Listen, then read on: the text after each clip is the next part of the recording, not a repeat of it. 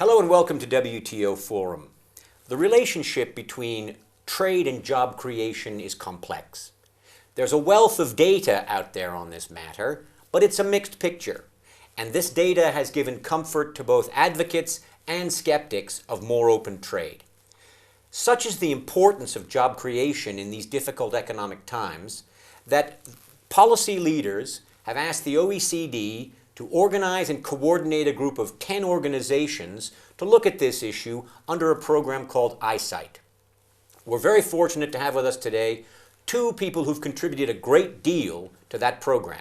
Ken Ash, the Director of Agriculture and Trade at the OECD, and Marion Jansen, the head of the Trade and Employment Program at the International Labour Organization. Welcome to you both. Ken, let's start with you. Does trade create or destroy jobs? Keith, the evidence is that trade openness can promote long-term growth. It can improve employment and wage prospects, and it can contribute to better employment working conditions. Now, a key but needs to be emphasized. None of these benefits are automatic. What trade does, it creates potential opportunities that need companion policies if trade is to work effectively, if trade is to work for people. Now, these complementary policies, in very brief terms, range from public investments in education and training, physical infrastructure, macroeconomic, structural policies, governance, institutions that create a positive investment climate for businesses, and of course active labor market policies, social protection policies that assist individuals to adapt to a more open trade environment. I guess a final point I'd like to emphasize is that trade, through improving productivity, is well understood in the public when one talks about exports. So exports and access to foreign markets allows firms to specialize, exploit economies of scale and scope. This is well understood. What's not as well recognized all the time is the role of imports. Imports provide access for firms to world-class intermediate inputs. It allows them to grow their productivity. It allows them to be competitive in both domestic and export markets. So trade policy combined with effective complementary policies can contribute to a greater flow of job and employment condition prospects. Marion. Does trade create or destroy jobs? Well, the fact is that it does both. Trade does create jobs in companies that find it easy to compete in the context of foreign competition and that therefore can reap new opportunities abroad. But trade will destroy jobs in companies that find it hard to compete. This is something that trade economists have really known for quite some time. What is new and what relatively new evidence shows is that this creation and destruction process is more complex than we thought so far. We have found out that trade creates jobs in both exporting and importing industries, but that it also destroys jobs in both exporting and importing industries. So it's more complex than we thought originally, and policymakers may want to pay attention to that. It is also the case that this adjustment process that would be triggered by trade, where resources, in particular workers, would have to move from firms where jobs are lost to firms where jobs are created, that this adjustment process is maybe less easy than we thought in the past. It may be a slightly rough ride for individuals and even for the economy. It's important for countries to get that adjustment process right. And it's there that these complementary policies that Ken mentioned can play a very important role. Ken has given the complete list of them. Let me emphasize two that are very close to the heart of the International Labour Office. It's the social protection systems and the education and skills policies. Both types of policies can make adjustment easier, and they can also help countries to prepare to function well in an open context, in a context of globalization. Many of the policies that we've been talking about here are generally seen as the purview of developed countries, of OECD countries. And yet Developing countries have done extremely well in terms of trade, and you look at China and their poverty alleviation efforts there. How do you explain that seeming contradiction?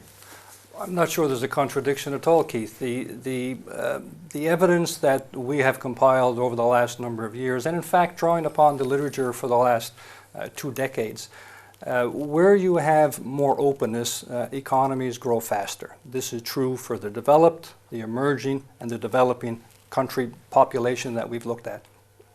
So trade openness is a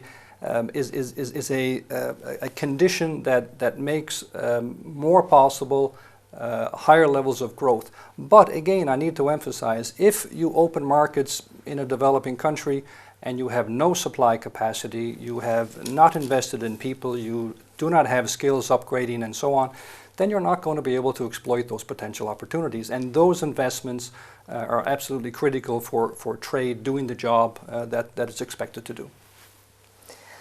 Yeah, it's true that a number of developing countries, low-income countries, are faring terribly well with openness, but not all of them. In particular, a number of LDCs continue to find it hard to take advantage of openness. Now, the supply side constraints that Keith mentioned are very important in this context.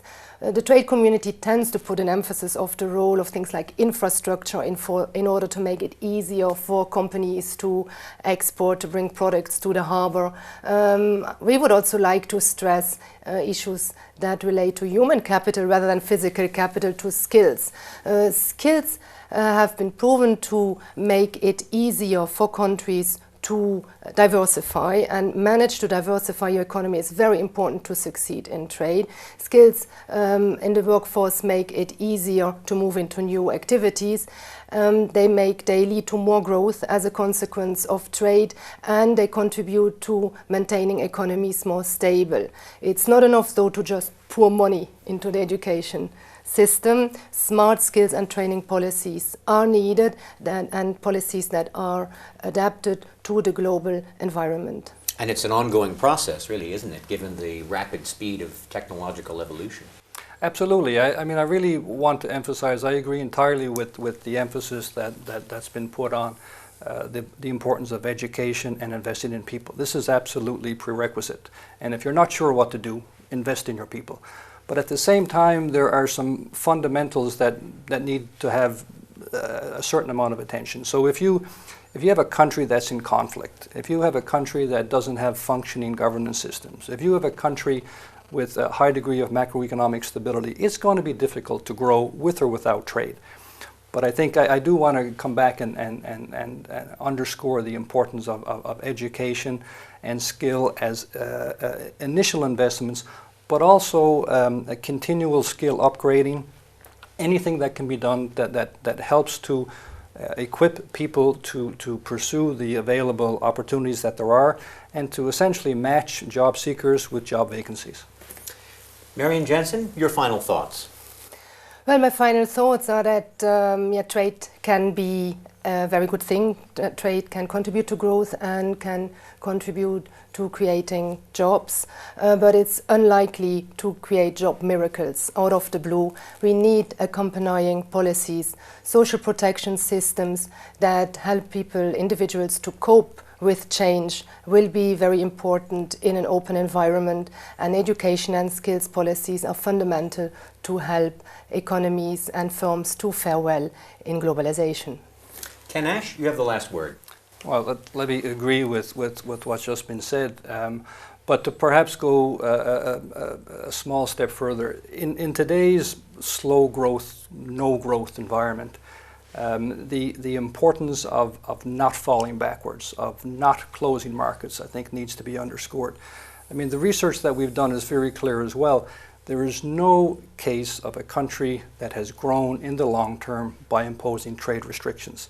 Instead, more aggressive market opening and introduction of the kinds of complementary policies we talked about is a much better recipe, I think, for growth going forward.